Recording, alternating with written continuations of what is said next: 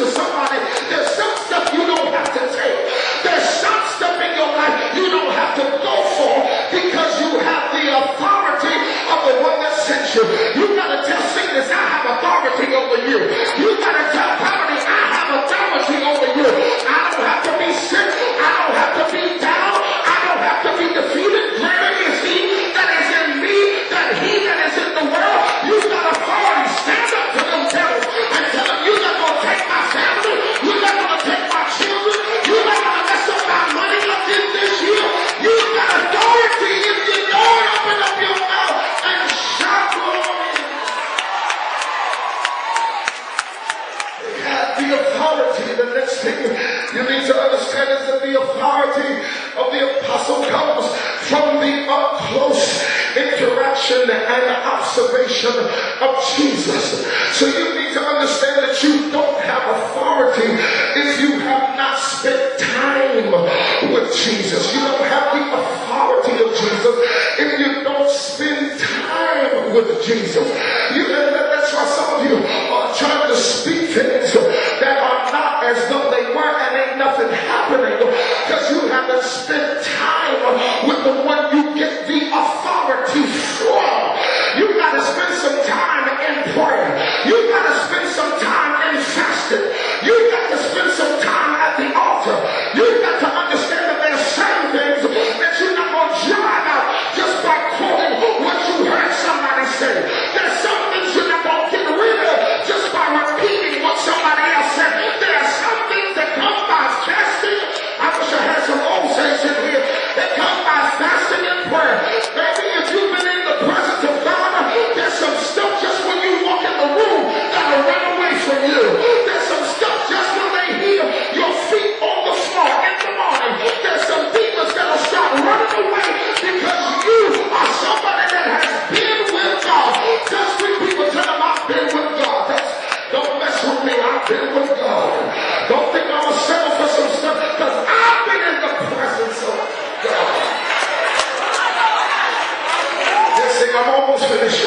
Since they were handpicked, they had to preach the gospel that they were taught. They were handpicked by God. And then the next thing I want you to see is that they had the authority to drive out demons. So these were the qualifications that were given to the men that Jesus picked as his apostles.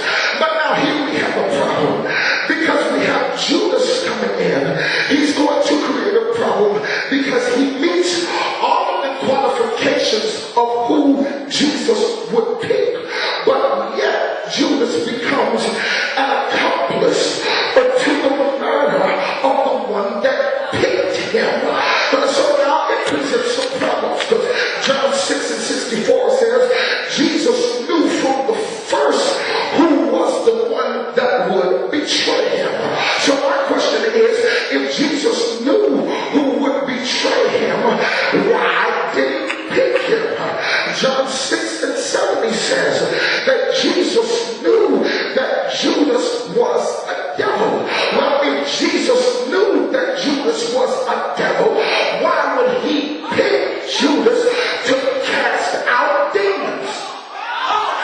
And so it makes me wonder, have you ever looked at anybody and wondered, maybe not look at somebody else, but look at yourself? I'm looking for the real people, because the deep people don't see what I'm talking about. But the real people can say, sometimes I look at myself and wonder, why did God pick me? Because he knows everything. There's nothing about me that would surprise God. Why would God pick me? Why would God pick a Judas, knowing what Judas would do? And here is the answer. God will use anything and anybody to accomplish